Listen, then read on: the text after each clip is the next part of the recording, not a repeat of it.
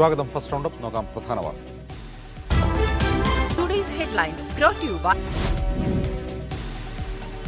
വാളയാർ കേസിൽ കുട്ടികളുടെ മരണം ആത്മഹത്യയാണെന്ന് സ്ഥാപിക്കാൻ വിചിത്രവാദവുമായി CBI. കുട്ടികൾ മരിച്ച മുറി ചെറുതായതിനാൽ കൊലപാതകം സാധ്യമല്ല. 129 സെന്റിമീറ്റർ ഉയരമുള്ള പെൺകുട്ടിക്ക് ഉത്തരത്തിൽ കുടുക്കിയിട്ട് ആത്മഹത്യ ചെയ്യാൻ കഴിയുമെന്നും കുറ്റപത്രം. പെൺകുട്ടികളുടെ അമ്മയ്ക്കെതിരെ കുറ്റപത്രത്തിൽ സദാചാര ആരോപണം ഉന്നയിക്കുന്ന CBI അപവാദ പ്രചാരണം നടത്തുകയാണെന്ന് കേസിലെ മുൻ public prosecutor advocate Jalaja Madhavan media വണ്ണോട്.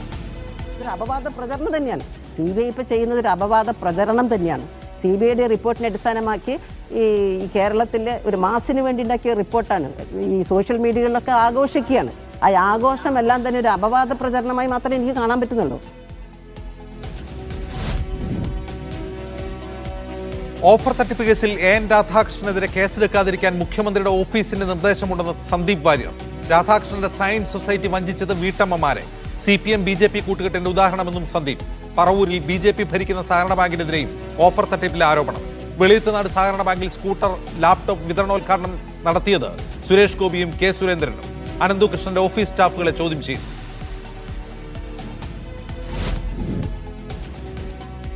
എലപ്പുള്ളിയിലെ വിവാദ മദ്യനിർമ്മാണശാലയ്ക്ക് തുടക്കം മുതലേ എതിർപ്പുമായി കൃഷി വകുപ്പ്. ഭൂമി തരം മാറ്റാനുള്ള അപേക്ഷ റവന്യൂ വകുപ്പ് നിരസിച്ചത് കൃഷി വകുപ്പിന്റെ റിപ്പോർട്ടിനെ തുടർന്ന്. ഡാറ്റാ ബാങ്കിൽ നിന്ന് പദ്ധതി പ്രദേശം ഒഴിവാക്കി തരണമെന്ന അപേക്ഷ കഴിഞ്ഞ വർഷം തന്നെ തള്ളി. 2008 വരെ നെൽകൃഷി നടന്ന ഭൂമി തരം മാറ്റാനാവില്ലെന്ന എലപ്പുള്ളി കൃഷി ഓഫീസറുടെ റിപ്പോർട്ട് മീഡിയ വണ്ണിന്. സംസ്ഥാന സർക്കാരിനെതിരെ സ്വരം കടുപ്പിച്ച് കത്തോലിക്ക സഭ. സർക്കാർ ഉദ്യോഗസ്ഥരുടെ ശമ്പള വർധനയ്ക്ക് വേണ്ടി ഭൂനികുതി വർദ്ധിപ്പിച്ച് കർഷകരുടെ കഴുത്തിന് പിടിക്കുകയാണെന്ന് ബിഷപ്പ് ജോസഫ് പാംപ്ലാനി. ഉദ്യോഗസ്ഥരുടെ ശമ്പള നിരക്ക് വർദ്ധിപ്പിക്കുന്നതിന് വേണ്ടി കർഷകന്റെ കഴുത്തിന് പിടിച്ച് ഞെക്കാൻ ശ്രമിക്കുന്ന ഈ നിലപാട് കർഷക വിരുദ്ധമാണ്. ക്രൈസ്തവർ നേരിടുന്ന പ്രശ്നങ്ങൾ പഠിക്കാൻ നിയുക്തമായ JB കോശി കമ്മീഷൻ റിപ്പോർട്ട് പുറത്തുവിടാത്തതിന് പിന്നിൽ സ്ഥാപിത താൽപര്യമെന്ന് ചങ്ങനാശ്ശേരി അതിരൂപത. ക്രൈസ്തവർക്ക് അർഹമായ ന്യൂനപക്ഷാവകാശങ്ങൾ നിഷേധിക്കുന്നു. വഖഫ് പരിസ്ഥിതി നിയമങ്ങൾ ക്രൈസ്തവ സമൂഹത്തിന് ഭീഷണി. അധ്യാപക നിയമനങ്ങൾ അട്ടിമറിക്കുന്നു. പള്ളികളിൽ വായിക്കാൻ അതിരൂപതയുടെ സർക്കുലർ. ശനിയാഴ്ച കർഷക രക്ഷാ നസ്രാണി മുന്നേറ്റ മാർച്ച്. ആറളം ഫാം സ്വകാര്യ വ്യക്തികൾക്ക് പാട്ടത്തിന് നൽകാനുള്ള സർക്കാർ നീക്കത്തിനെതിരെ CPMന്റെയും CPIയുടെയും വർഗ ബഹുജന സംഘടനകൾ. ആറളം ഫാമിലെ 655 ഏക്കർ ഭൂമി പാട്ടത്തിന് നൽകുന്നത് നഷ്ടങ്ങളുടെ കണക്ക് നിരത്തി. കരാറിന് പിന്നിൽ അഴിമതിയെന്ന ആദിവാസി സംഘടനകൾ. വയനാട്ടിൽ വീണ്ടും കടുവ. തലപ്പുഴയിൽ ജനവാസ മേഖലയിൽ കടുവയുടെ കാൽപ്പാടുകൾ. കടുവ സാന്നിധ്യം കണ്ടിട്ടും വനം വകുപ്പിന് അലംഭാവമെന്ന് നാട്ടുകാർ. ഒരാഴ്ച മുൻപും കടുവയെ കണ്ടിട്ടും ക്യാമറ സ്ഥാപിച്ചില്ലെന്ന് നാട്ടുകാരുടെ പരാതി. മസ്തകത്തിൽ വെടിയേറ്റ ആന വീണ്ടും ആതിരപ്പള്ളിയിൽ. പത്തനംതിട്ട തണ്ണിത്തോട് കാട് കയറിയ ആന വീണ്ടും ജനവാസ മേഖലയിൽ. തൃശൂർ പോത്താനി ശിവക്ഷേത്രത്തിൽ ആറാട്ടിനിടെ ആനയിടങ്ങി.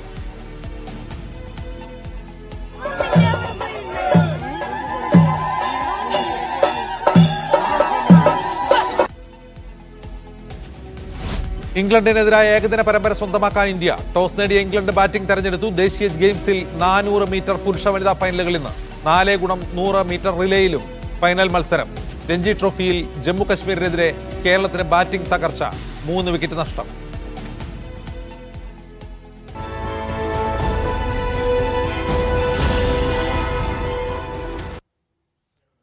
ഡൽഹിയിൽ നടന്നത് മഹാരാഷ്ട്ര മോഡൽ അട്ടിമറിയാണ് എന്ന് ആം ആദ്മി പാർട്ടി. മുഖ്യമന്ത്രി സ്ഥാനാർത്ഥി അരവിന്ദ് കെജ്രിവാൾ പരാജയപ്പെട്ടതിന്റെ പ്രധാന കാരണം വോട്ടപ്പട്ടികയിലെ ക്രമക്കേടാണ്. ന്യൂഡൽഹി മണ്ഡലത്തിൽ മാത്രം 18% വോട്ടിൽ ക്രമക്കേട് നടന്നു.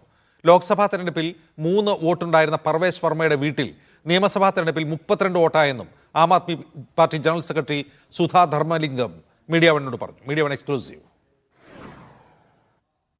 BJP എംപിമാരുടെയും കേന്ദ്രമന്ത്രിമാരുടെയും ഡൽഹിയിലെ ഔദ്യോഗിക വസതിയുടെ മേൽവിലാസമാണ് വ്യാജ വോട്ട് ചേർക്കാൻ ദുരുപയോഗം ചെയ്തതെന്ന് ആം ആദ്മി ആരോപിക്കുന്നു.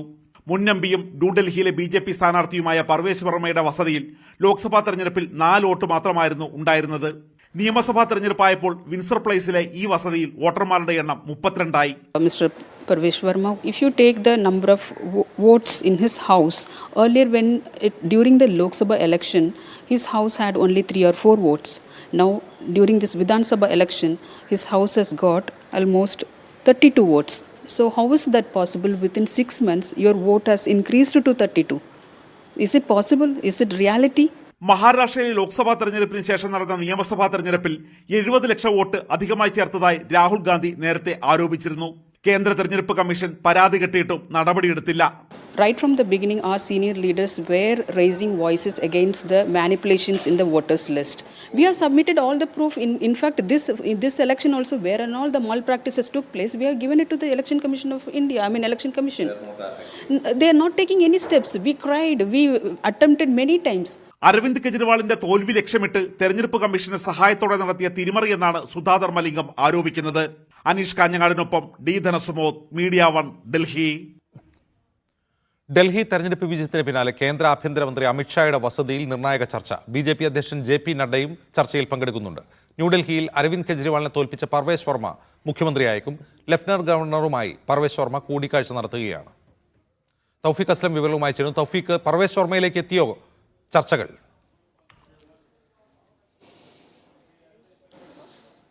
അജിംസു, ചർച്ചകൾ പർവേഷ് വർമ്മയിലേക്ക് എത്തിയിരിക്കുകയാണ്. അദ്ദേഹം തന്നെയായിരിക്കും ഡൽഹിയുടെ മുഖ്യമന്ത്രി എന്നാണ് നിലവിൽ നമുക്ക് ലഭിക്കുന്ന ആ സൂചനകൾ. അല്പസമയം മുമ്പാണ് ലഫ്റ്റനന്റ് ഗവർണർ VK സക്സേനയുമായി അദ്ദേഹം ചർച്ച നടത്തിയതിനു ശേഷം ഇവിടെ നിന്ന് മടങ്ങിയിട്ടുണ്ട്. അദ്ദേഹം തന്നെ മുഖ്യമന്ത്രിയാകണമെന്നാണ് സംസ്ഥാന ബി.ജെ.പി. നേതാക്കളുടെ ഒരു പൊതുവികാരം. അതുകൊണ്ട് തന്നെ അദ്ദേഹത്തിലേക്ക് തന്നെ ആ പേരെത്തുമെന്നാണ് നമ്മൾ പ്രതീക്ഷിക്കുന്നത്. ഒപ്പം അരവിന്ദ് കെജ്രിവാളിനെ പരാജയപ്പെടുത്തിയ ഒരാളാണ്. അതോടൊപ്പം തന്നെ മുൻ മുഖ്യമന്ത്രിയുടെ മകനാണ്. ഇത്തരത്തിലുള്ള നിരവധി കാര്യങ്ങൾ കണക്കിലെടുത്തുകൊണ്ടാണ് അദ്ദേഹത്തെ മുഖ്യമന്ത്രിയാക്കണമെന്നുള്ള ഒരു നിർദ്ദേശം ആ സംസ്ഥാന ബി.ജെ.പി. മുന്നോട്ട് വെച്ചിരിക്കുന്നത്. അതുകൊണ്ട് ആവശ്യം കേന്ദ്ര നേതൃത്വം അംഗീകരിക്കുമെന്നാണ് നമ്മൾ പ്രതീക്ഷിക്കുന്നത്. എന്തായാലും അദ്ദേഹത്തിന്റെ കൂടിക്കാഴ്ചയ്ക്ക് ശേഷം അദ്ദേഹം ഇവിടെ നിന്ന് ഗവർണറുടെ വസതിയിൽ നിന്ന് മടങ്ങിയിട്ടുണ്ട്. അതോടൊപ്പം തന്നെ ആഭ്യന്തരമന്ത്രി അമിത്ഷായുടെ വസതിയിലായിരുന്നു JP നദ്ദ എത്തുകയും അവിടെ നിർണായകമായിട്ടുള്ള ചർച്ചകൾ നടത്തുകയും ചെയ്തത്. അത് ഈ മുഖ്യമന്ത്രിയുമായി ബന്ധപ്പെട്ടായിരുന്നു ചർച്ചകൾ നടന്നത്. അതിനുശേഷമായിരുന്നു പർവേഷ് വർമ്മ ഇവിടെ എത്തി ലഫ്റ്റനന്റ് ഗവർണറെ കണ്ടത്. ഈ വിജയത്തിന് ശേഷമുള്ള ഒരു കൂടിക്കാഴ്ച എന്നാണ് അദ്ദേഹം അതിനെ വിശേഷിപ്പിച്ചത്. അല്ലാതെ മറ്റു ചർച്ചകളിലേക്കൊന്നും കടന്നില്ല എന്നുകൂടി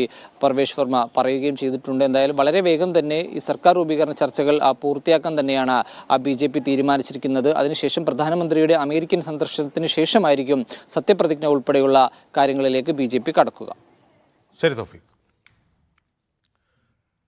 ഡൽഹിയിൽ 27 വർഷങ്ങൾക്ക് ശേഷം ബി.ജെ.പി. ഭരണത്തിലെത്തുമ്പോൾ കോൺഗ്രസും ആം ആദ്മി പാർട്ടിയും പരസ്പരം പോരടിച്ചത് തന്നെയാണ് ബി.ജെ.പിക്ക് ഗുണമായത്. ആപ്പിന്റെ വൻപന്മാർ വരെ തോൽവി നേരിട്ട മണ്ഡലങ്ങളിൽ കോൺഗ്രസ് നേടിയ വോട്ട് കൂടി പരിശോധിച്ചാൽ ഇത് വ്യക്തമാകും. ആം ആദ്മിയുടെ തലവൻ അരവിന്ദ് കെജ്രിവാളിന്റെ തോൽവി 4089 വോട്ടിന്. ന്യൂഡൽഹി മണ്ഡലത്തിൽ കോൺഗ്രസ് സ്ഥാനാർത്ഥി സന്ദീപ് ദീക്ഷിത് നേടിയത് 4568 വോട്ട്. ബി.ജെ.പി. സ്ഥാനാർത്ഥി പർവേഷ് ശർമ്മ അനായാസം നിയമസഭയിലേക്ക്. ജംഗ്പുരയിൽ കോൺഗ്രസ് സ്ഥാനാർത്ഥി ഫർഹദ് സുരി 7350 വോട്ട് നേടി. ആപ്പിന്റെ രണ്ടാമൻ മനീഷ് സിസോദിയ വീണത് കേവലം 675 വോട്ടിന്. ഗ്രേറ്റർ കൈലാഷിൽ സൗരഭ് ഭരദ്വാജിന്റെ തോൽവിയും ഭിന്നിച്ചു നിന്നതിന്റെ പരിണിത ഫലം. മാളവ്യ നഗറിൽ സോംനാഥ് ഭാരതി, സംഗം വിഹാറിൽ ദിനേശ് മൊഹാനിയ, ത്രിലോക്പുരിയിൽ അഞ്ജന പർച്ച, രജീന്ദർ നഗറിൽ ദുർഗേഷ് പഥക്.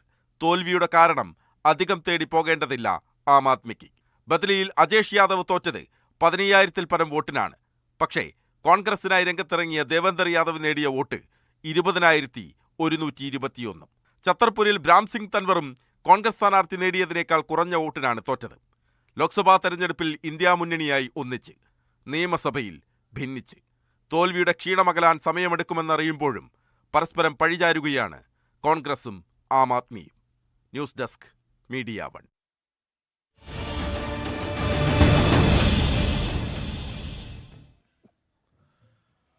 ഓഫർ തട്ടിപ്പ് കേസിൽ നാഷണൽ NGO കോൺഫെഡറേഷൻ 5 ബോർഡ് അംഗങ്ങളും പ്രതികളാവുമെന്ന് Muvattupuzha police. Saigramam global trust chairman ആനന്ദകുമാറിനെ ചോദ്യം ചെയ്തു. അനന്തുകൃഷ്ണന്റെ സ്റ്റാഫുകൾക്ക് മുന്നിൽ ഇരുത്തിയാണ് ചോദ്യം ചെയ്തത്. അനന്തുകൃഷ്ണനുമായി എറണാകുളത്തുള്ള തെളിവെടുപ്പ് അല്പസമയത്തിനകം നടക്കും. നിതിൻ സേവർ വിവരങ്ങളുമായി ചേരുന്നു. നിതിൻ, ഇപ്പോഴെന്താണ് ഈ ചോദ്യം ചെയ്യലിന്റെ ഉദ്ദേശം?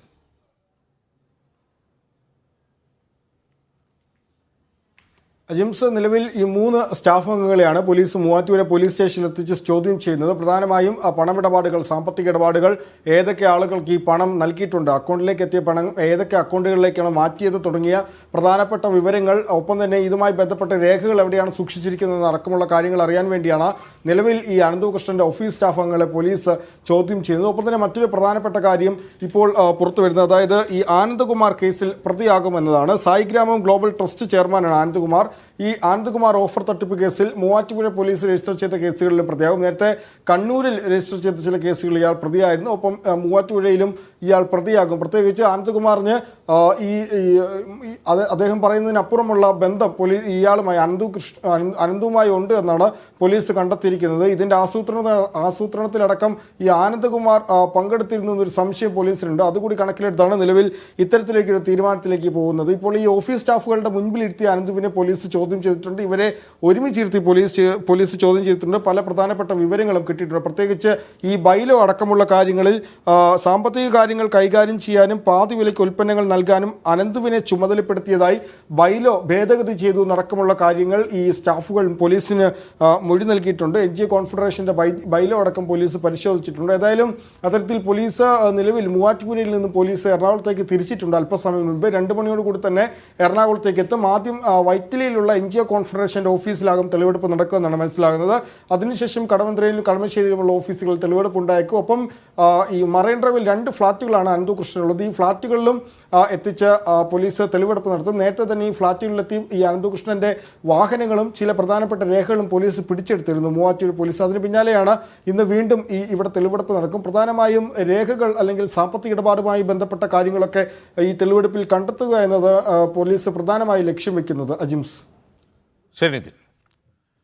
ഓഫർ തട്ടിപ്പിൽ എറണാകുളം പറവൂരിൽ BJP ഭരിക്കുന്ന സഹകരണ ബാങ്കിനെതിരെയും ആരോപണം. പറവൂർ വെളിയത്തുനാട് സഹകരണ ബാങ്ക് നടപ്പാക്കിയ പദ്ധതിയുടെ ഉദ്ഘാടന പരിപാടികളിൽ BJP അധ്യക്ഷൻ K. സുരേന്ദ്രൻ, കേന്ദ്രമന്ത്രി സുരേഷ് ഗോപി എന്നിവർ പങ്കെടുത്തിട്ടുണ്ട്. BJP നേതാവ് AN രാധാകൃഷ്ണനെതിരെ കേസെടുക്കാത്തത് മുഖ്യമന്ത്രിയുടെ ഓഫീസിൽ നിന്നുള്ള നിർദ്ദേശപ്രകാരമാണെന്ന് കോൺഗ്രസ് വക്താവ് സന്ദീപ് വാര്യർ ആരോപിച്ചു. പകുതി വിലയ്ക്ക് സ്കൂട്ടർ, ലാപ്ടോപ്പ്, തയ്യൽ മെഷീൻ എന്നിവ വാഗ്ദാനം ചെയ്ത് വെളിയത്തുനാട് സഹകരണ ബാങ്ക് പണം വാങ്ങിയിരുന്നു. ആദ്യഘട്ടത്തിൽ പണം നൽകിയവർക്ക് സാധനങ്ങൾ നൽകി. പിന്നീട് പണം നൽകിയവർക്ക് സാധനങ്ങൾ നൽകിയില്ല. കേന്ദ്രമന്ത്രി സുരേഷ് ഗോപി, BJP സംസ്ഥാന പ്രസിഡന്റ് K. സുരേന്ദ്രൻ തുടങ്ങിയവരെല്ലാം ഈ പദ്ധതിയിൽ സഹകരിച്ചിട്ടുണ്ട്. 2ാം ഘട്ടത്തിൽ പദ്ധതിയിൽ ചേർന്നവർക്കെല്ലാം പണം തിരിച്ചു നൽകിയെന്ന് ബാങ്ക് സെക്രട്ടറി അവകാശപ്പെടുന്നു. വിവിധ ഏജൻസികൾ വഴി പണം നൽകിയ 1000-ഓളം പേരാണ് പറവൂരിൽ തട്ടിപ്പിനിരയായത്. പണം നഷ്ടപ്പെട്ടവർ പറവൂർ നഗരസഭാ ഓഫീസിൽ ഒത്തുചേർന്ന് ആക്ഷൻ കൗൺസിൽ രൂപീകരിച്ചു. ഓഫർ തട്ടിപ്പിൽ ആരോപണം നേരിടുന്ന BJP നേതാവ് AN രാധാകൃഷ്ണനും സയൻസ് സൊസൈറ്റിക്കുമെതിരെ എന്തുകൊണ്ട് കേസെടുക്കുന്നില്ലെന്ന് കോൺഗ്രസ് വക്താവ് സന്ദീപ് വാര്യർ ചോദിച്ചു. CPM BJP ബാന്ധവത്തിന്റെ തെളിവാണിതെന്നും സന്ദീപ് ആരോപിച്ചു. കൃത്യമായിട്ടുള്ള അന്വേഷണം ഉണ്ടാകുന്നില്ല, കേസ് ഉണ്ടാകുന്നില്ല. 100 കണക്കിന് പരാതികൾ ഉണ്ടായിട്ടും AN രാധാകൃഷ്ണനെതിരെ ഒരു കേസും ഉണ്ടാകുന്നില്ല. കേസ് എടുക്കാതിരിക്കാനുള്ള പരമാവധി ശ്രമം പോലീസ് തന്നെ നടത്തി കൊടുക്കുന്നു. അത്തരത്തിലുള്ള ഒരു നിർദ്ദേശം മുഖ്യമന്ത്രിയുടെ ഓഫീസിൽ നിന്ന് പോലീസിന് കിട്ടിയത് കൊണ്ട് AN രാധാകൃഷ്ണനെ സംരക്ഷിക്കാനുള്ള എല്ലാ നടപടിയുമായിട്ട് കേരള പോലീസ് മുന്നോട്ട് പോവുകയാണ്. മീഡിയ 1 കൊച്ചി.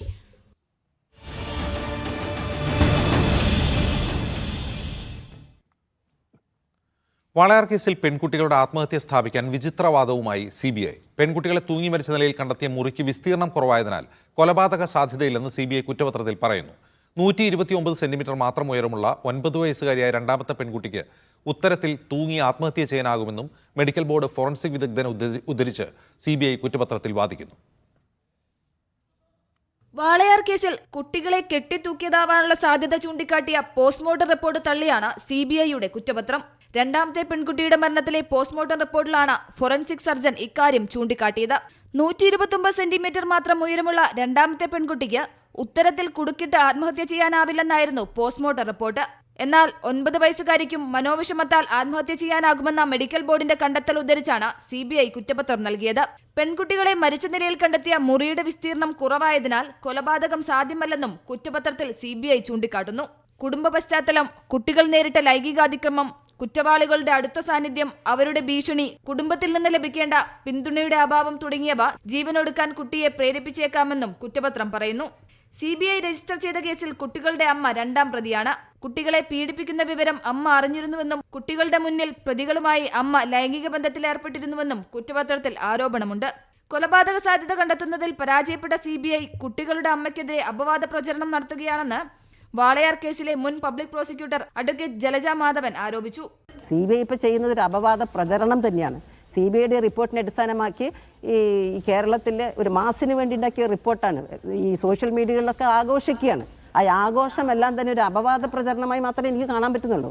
കാരണം കൃത്യമായൊരു തെളിവുകളൊന്നുമില്ല. ആ സ്ത്രീ മറ്റാരെങ്കിലുമായി ലൈംഗിക ബന്ധം പുലർത്തി എന്നതിന് പോലുള്ള തെളിവുകളൊന്നുമില്ല. 2 ആഴ്ച മുൻപാണ് CBI കോടതിയിൽ കുറ്റപത്രം സമർപ്പിച്ചത്. മീഡിയ 1 കൊച്ചി.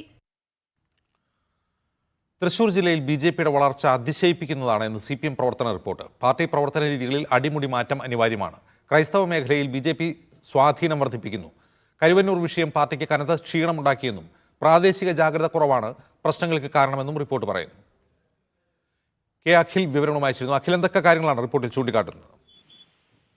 പ്രധാനമായും നമ്മൾ രാവിലെ പറഞ്ഞതുപോലെ തന്നെ ഈ 3 കാര്യങ്ങൾ, അതായത് കരുവന്നൂർ വിഷയം, ഒപ്പം തന്നെ തെരഞ്ഞെടുപ്പിലെ തോൽവി, പാർലമെന്റ് തെരഞ്ഞെടുപ്പിലെ തോൽവി, അതോടൊപ്പം ക്രൈസ്തവ വോട്ടുകൾ വിട്ടുപോകുന്നതും, ഈ വിഷയങ്ങളൊക്കെ തന്നെ കൃത്യമായി പ്രവർത്തന റിപ്പോർട്ടിൽ രേഖപ്പെടുത്തിയിട്ടുണ്ട് എന്നുള്ളതാണ്. അതായത് ഈ വളർച്ച തടയാൻ, BJPയുടെ വളർച്ച തടയാൻ CPM-നായില്ല എന്നൊരു വിമർശനത്തിന്റെ സ്വഭാവത്തിൽ പ്രവർത്തന റിപ്പോർട്ടിൽ ചൂണ്ടിക്കാണിക്കുന്നു. അതോടൊപ്പം തന്നെ ഈ കരുവന്നൂർ വിഷയം വലിയ തിരിച്ചടിയായിട്ടുണ്ട്. കാരണം കരുവന്നൂർ വിഷയം ഒരു ക്ഷീണമായാണ് കരുതുന്നത്.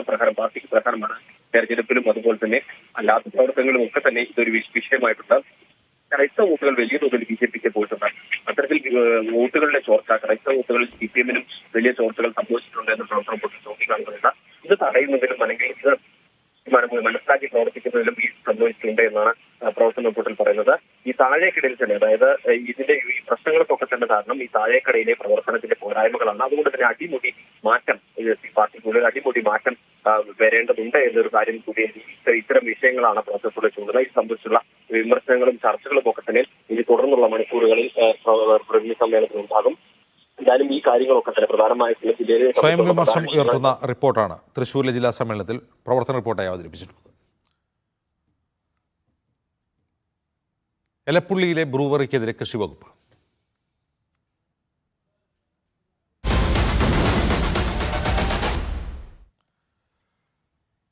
പാലക്കാട് എലപ്പുള്ളിയിലെ വിവാദമായ മദ്യനിർമ്മാണശാലയ്ക്ക് ആദ്യം എതിർപ്പുന്നയിച്ചത് കൃഷി വകുപ്പ്. ഡാറ്റാ ബാങ്കിൽ നിന്ന് പദ്ധതി പ്രദേശത്തെ ഒഴിവാക്കണമെന്ന അപേക്ഷ കഴിഞ്ഞ വർഷം ഓഗസ്റ്റിൽ തന്നെ കൃഷി വകുപ്പ് തള്ളി.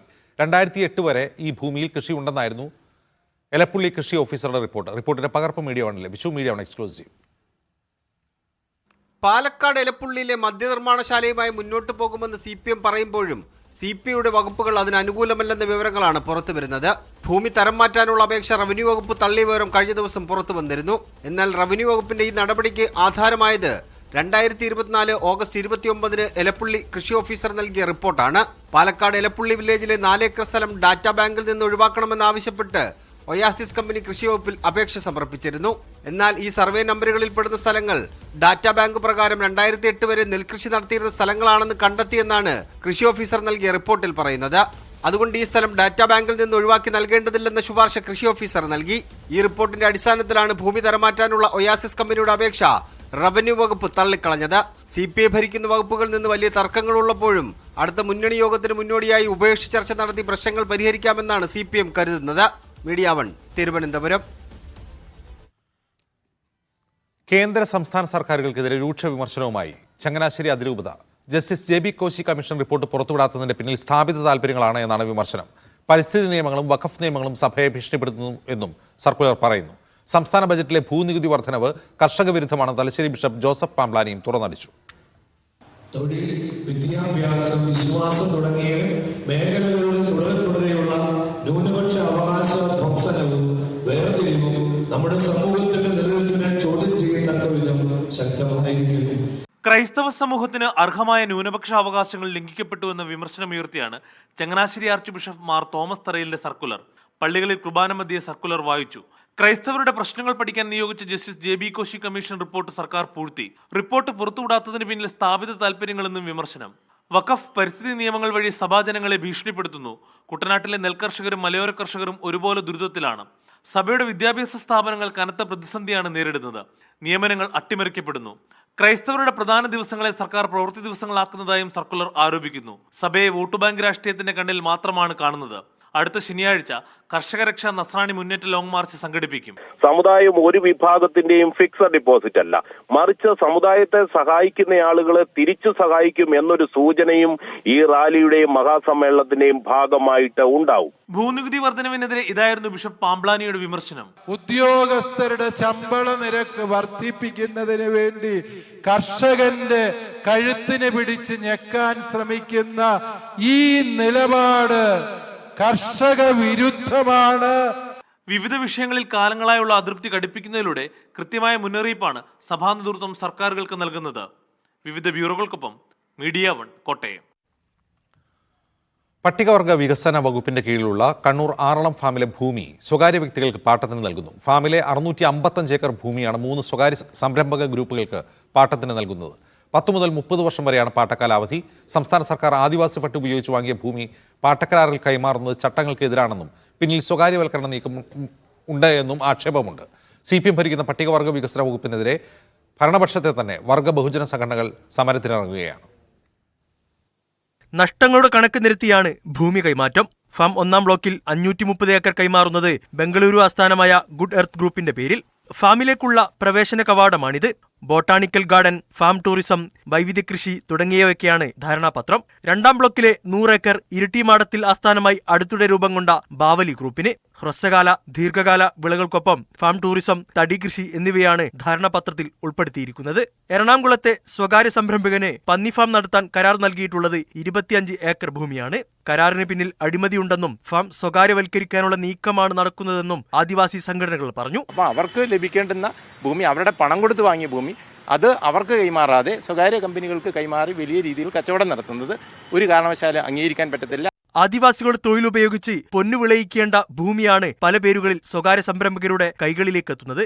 കാട്ടിലെ തടി തേവരുടെയാണ്, ചിലരെല്ലാം ചേർന്ന് വലിയടാ വലി. ഇതാണ് ആറളം ഫാമിലെ ഇപ്പോഴത്തെ അവസ്ഥ. CPM-ന്റെ വർഗ ബഹുജന സംഘടനയായ AKS-ഉം CPI-യുടെ നിയന്ത്രണത്തിലുള്ള AITC-യുമാണ് നാളെ മുതൽ പ്രദേശത്ത് കുടിൽക്കെട്ടി സമരം പ്രഖ്യാപിച്ചത്. ഏകപക്ഷീയമായി ഈ ഒരു ഭരണസമിതി എടുത്തിട്ടുള്ള തീരുമാനമാണ് ഇത്. ആ തീരുമാനത്തിനാണ് നമ്മൾ ചോദ്യം ചെയ്യുന്നത്. ഇപ്പോൾ ഉണ്ടാക്കിയിട്ടുള്ള കരാർ അത് റദ്ദ് ചെയ്തുകൊണ്ട് സർക്കാർ ഉടമസ്ഥയിൽ തന്നെ ഈ ഫാം നിലനിർത്തണമെന്നാണ് AKS-ന് ആവശ്യപ്പെടാനുള്ളത്. അപ്പോൾ ഇതെല്ലാം പരിഹരിക്കാൻ കഴിയുന്ന തലത്തിലേക്ക് ശക്തമായ ഗവൺമെൻറ് ഇതിനകത്ത് ഫണ്ട് ഉപയോഗിച്ചുകൊണ്ട് ഗവൺമെൻറ്റിന് താല്പര്യമുണ്ടെങ്കിൽ ഈ ഒരു വിഷയം സ്വകാര്യ മുതലാളി കൊടുക്കേണ്ട ഒരു താല്പര്യമില്ല. മീഡിയ 1 കണ്ണൂർ. സംസ്ഥാന ബജറ്റിൽ കോൺട്രാക്ട് ക്യാരേജ് വാഹനങ്ങളുടെ നികുതി നിരക്ക് ഏകീകരിച്ചതിൽ അതൃപ്തിയുമായി ടൂറിസ്റ്റ് ബസ് ഉടമകൾ. നികുതി നിരക്ക് ഏകീകരിച്ചപ്പോൾ സാധാ സീറ്റുള്ള ടൂറിസ്റ്റ് ബസ്സുകളുടെ നികുതി വർദ്ധിച്ചതാണ് പ്രതിഷേധത്തിന് കാരണം. ആഡംബര ബസ് മുതലാളിമാരെ സഹായിക്കുന്ന നടപടിയാണെന്നാണ് ബസ് ഉടമകളുടെ ആരോപണം. കോഴിക്കോട് മെഡിക്കൽ കോളേജിൽ ഡയാലിസിസ് ബ്ലോക്കിലെ രോഗികൾ ശുചിമുറിയില്ലാതെ ദുരിതത്തിൽ. അറ്റകുറ്റപ്പണിക്കായി പൊളിച്ചിട്ടും ശുചിമുറിയുടെ പണി 3 മാസമായിട്ടും പൂർത്തിയായിട്ടില്ല. കിടപ്പ് രോഗികൾക്ക് ഉൾപ്പെടെ പ്രാഥമിക കാര്യങ്ങൾക്ക് വേണ്ടി മറ്റു നിലകളിലേക്ക് പോകേണ്ട സാഹചര്യമാണ്.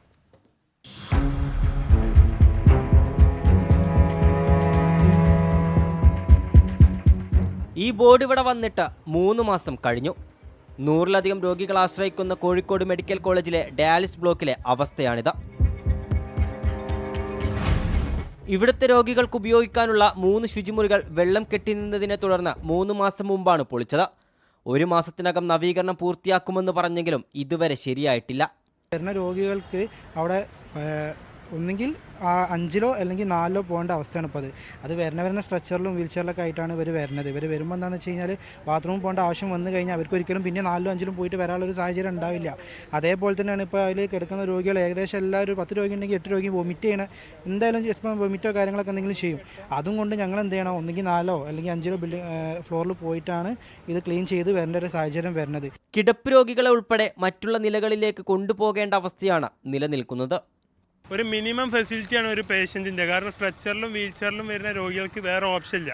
പിന്നെ ലിഫ്റ്റിലോ ഇതിലോ പോകാനേ കഴിയുള്ളൂ. ആകെ ഒരു 2 ലിഫ്റ്റ് ഉണ്ട്. അതിൽ ഓൾറെഡി എപ്പോഴും എന്തായാലും കംപ്ലൈൻറ്റ് വരാം. 6th ഫ്ലോറിലുള്ള എല്ലാ രോഗികളും ഇത് അനുഭവിച്ചുകൊണ്ടിരിക്കുകയാണ്. രോഗികൾക്ക് ഉപയോഗിക്കാനായി ശുചിമുറിയുടെ പണി എത്രയും വേഗം പൂർത്തിയാക്കണമെന്നാണ് രോഗികളും കൂട്ടിയിരിപ്പുകാരും ആവശ്യപ്പെടുന്നത്. മീഡിയ 1 കോഴിക്കോട്. ഇന്ത്യ ഇംഗ്ലണ്ട് ഏകദിന പരമ്പരയിലെ 2ാം മത്സരം അല്പസമയത്തിനകം ആരംഭിക്കും. കട്ടക്കിൽ ടോസ് നേടിയ ഇംഗ്ലണ്ട് ബാറ്റിംഗ് തെരഞ്ഞെടുത്തു. 2 മാറ്റങ്ങളോടെയാണ് ഇന്ത്യ ഇറങ്ങുന്നത്. വിരാട് കോഹ്ലിയും വരുൺ ചക്രവർത്തിയും പ്ലേയിങ് 11-ൽ എത്തിയപ്പോൾ യശസ്വി ജയ്സ്വാൾ, കുൽദീപ് യാദവ് എന്നിവർ പുറത്തായി. 3 മാറ്റങ്ങളോടെയാണ് ഇംഗ്ലണ്ടും ഇറങ്ങുന്നത്. രഞ്ജി ട്രോഫി ക്വാർട്ടർ ഫൈനലിൽ കേരളത്തിനെതിരെ ജമ്മു കശ്മീർ ആദ്യ ഇന്നിംഗ്സിൽ 280 റൺസിന് പുറത്ത്. കേരളത്തിന് വേണ്ടി MD നിധീഷ് 6 വിക്കറ്റ് വീഴ്ത്തി. മറുപടി ബാറ്റിംഗിൽ കേരളത്തിനും ബാറ്റിംഗ് തകർച്ചയാണ്. 3 വിക്കറ്റ് നഷ്ടമായി. രോഹൻ കുന്നുമൽ, ഷോൺ റോജർ, സച്ചിൻ ബേബി എന്നിവരുടെ വിക്കറ്റുകളാണ് നഷ്ടപ്പെട്ടത്. ഒടുവിൽ വിവരം ലഭിക്കുമ്പോൾ കേരളം 3 വിക്കറ്റ് നഷ്ടത്തിൽ 70 റൺസ് എന്ന നിലയിലാണ്. ദേശീയ ഗെയിംസ് അത്ലറ്റിക്സിൽ കൂടുതൽ മെഡലുകൾ ലക്ഷ്യമിട്ട് കേരള താരങ്ങൾ ഇന്ന് ഫൈനൽ മത്സരങ്ങളിലേക്ക് ഇറങ്ങും. 400 മീറ്റർ പുരുഷ വനിതാ ഫൈനലിലേക്ക് മനു TS-ഉം സ്നേഹ K-യും യോഗ്യത നേടി. വനിതാ ലോങ് ജമ്പിൽ സാന്ദ്ര ബാബുവും പുരുഷ ഹൈ ജമ്പിൽ ജോമോൻ ജോയിയും മെഡൽ പ്രതീക്ഷയുമായി ഇറങ്ങുന്നുണ്ട്. 4x100 മീറ്ററിലെ ഫൈനലുകളും ഇന്നാണ്.